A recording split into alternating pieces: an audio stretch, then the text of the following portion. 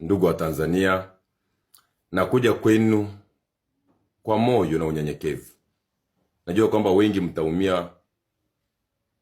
mtaumia, naelewa. Lakini nimekuja kwenu, nimejiita mkutano. Toka juzi, nimejiita mkutano.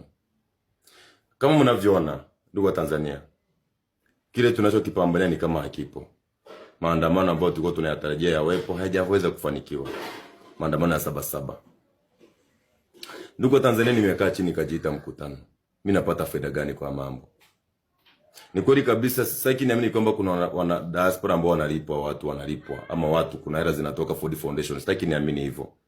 Ni kweli kuna wengine ambao wako genuine wanapigania haki, kuna kukata utekaji, mambo kama hayo. Kama mimi hapa.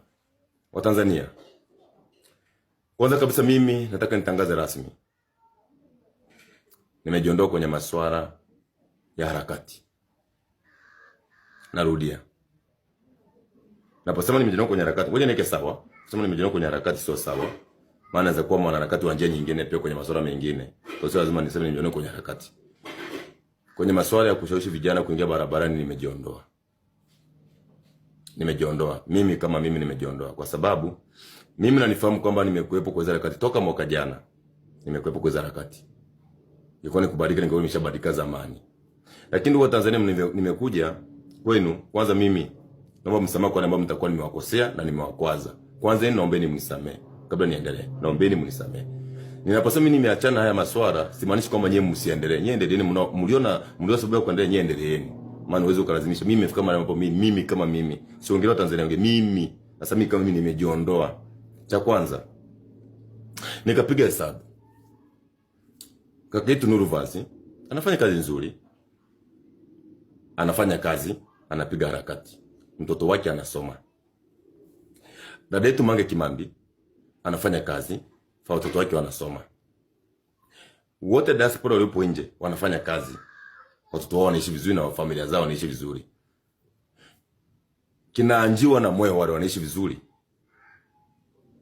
Mimi Trump niko Kenya huko. Natafutwa na jeshi la polisi. Nimekosea jeshi la polisi, nimemkosea Mama Samia Suluhu Hassan. Unaelewa? Sina kazi nafanya.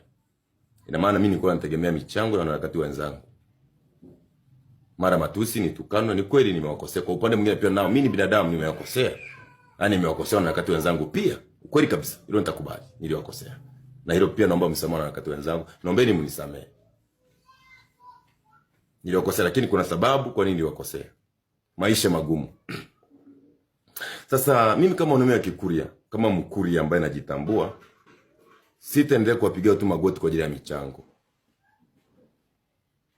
Maana kwetu ni mwiko kwa Wakuria, ni mwiko. Ni mwiko kutegemea mwanaume mwenzako akulishe au mwanamke akulishe. Ni mwiko na ni dhambi. Sasa imefika mahali mimi nataka nirudi Tanzania, niwe raia mwema, nifanye kazi zangu.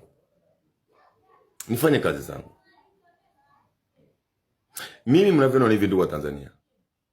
Unajua nimepambana pale ambapo naweza, nimepambana.